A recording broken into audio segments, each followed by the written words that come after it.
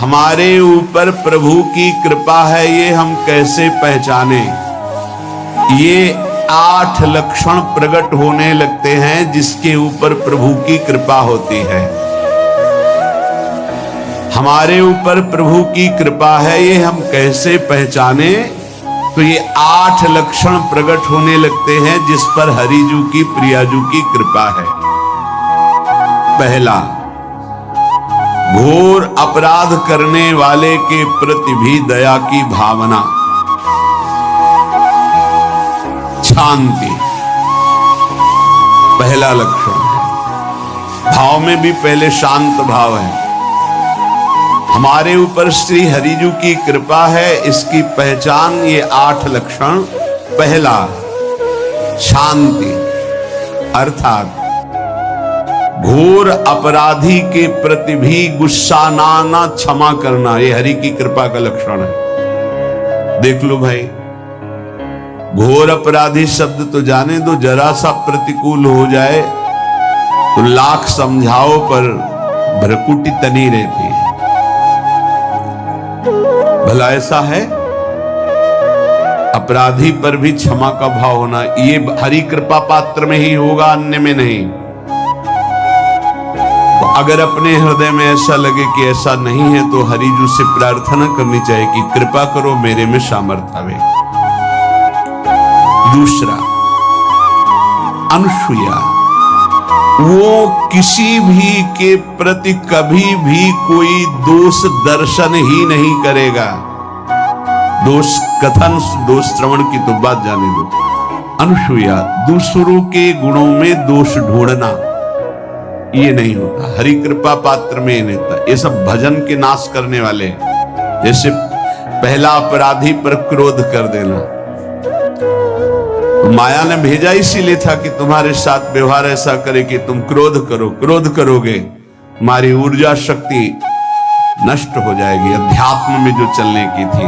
और कहीं तुमने संकल्प कर लिया तो भजन शक्ति नष्ट हो जाएगी। तो अगर भजन बल है तो गया, जरूर उसको दंड मिलेगा, पक्का मिलेगा, 100% मिलेगा, लेकिन आप खाली हो गए। ना भजन करने की वृत्ति रहेगी और ना भजन रहेगा, दोनों बात। अनुसूया, किसी के सद्गुणों में दोष देखना, गुणों में दोष ढूंढना, ये हरि कृपा पात्र में नहीं होता। ये बहुत मंगलमयी बातें हैं जिससे हमारा भजन मार्ग पुष्ट होता है। तीसरा, वो बाहर से और भीतर से पवित्र रहता है, हरि कृपा पात्र।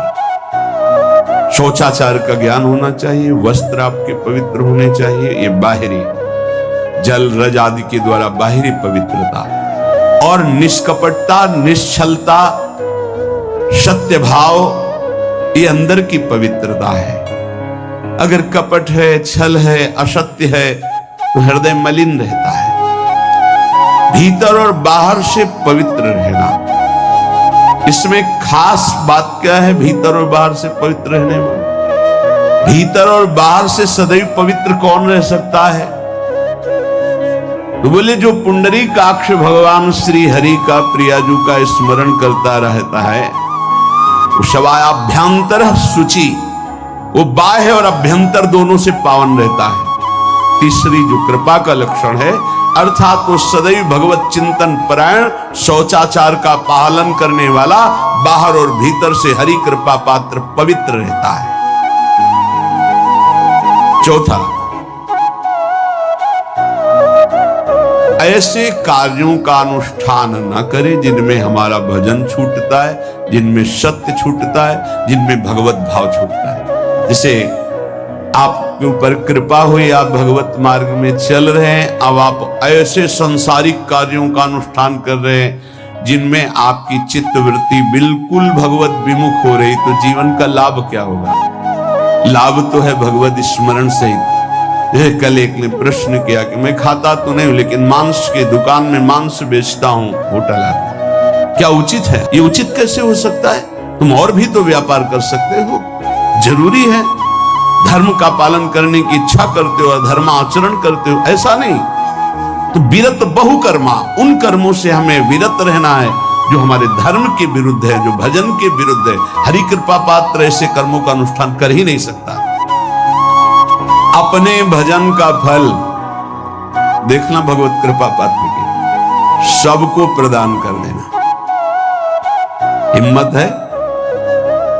अपने भजन, इतनी मेहनत से किया हुआ भजन, भजन होने के बाद, हे प्रभु इस भजन का फल हो, सर्वे भवन्तु सुखिना सर्वे सन्तु निरामयाः।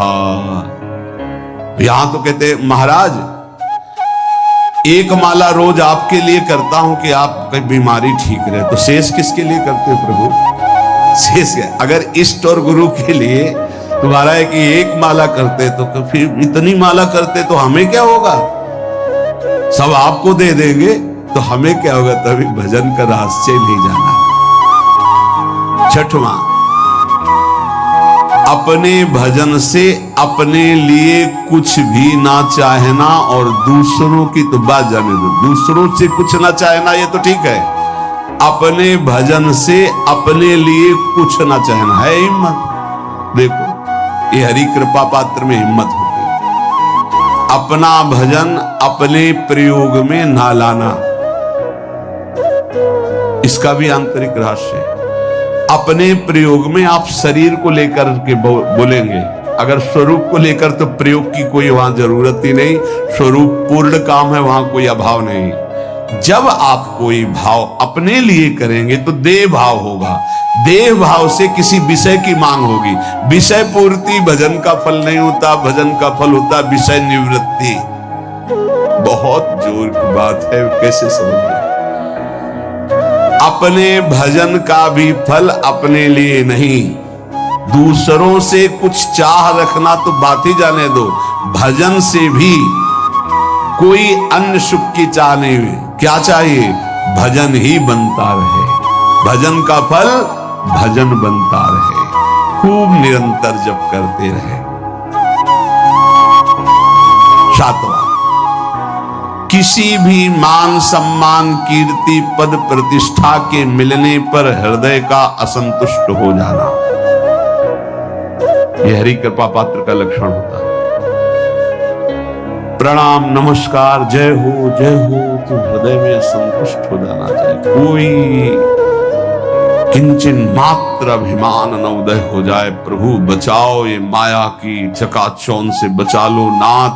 कौन सा अपराध बन गया कि आपकी जय की जगह यहां हमको ऐसा सुनना पड़े। मान प्रतिष्ठा कीर्ति जिसके लिए बड़े बड़े लालायित रहते, हरि कृपा पात्र को विष की तरह चुभती है। और आठवां, किसी भी प्राणी समुदाय से संबंध ना रखते हुए सब पर दया की भावना, सब पर कृपा की भावना, सब पर करुणा मैत्री, पर किसी से ममता नहीं। ये सूत्र बहुत व्यवहार में प्रयोग करने योग्य है। सबसे करुणा और मैत्री, पर किसी से ममता नहीं।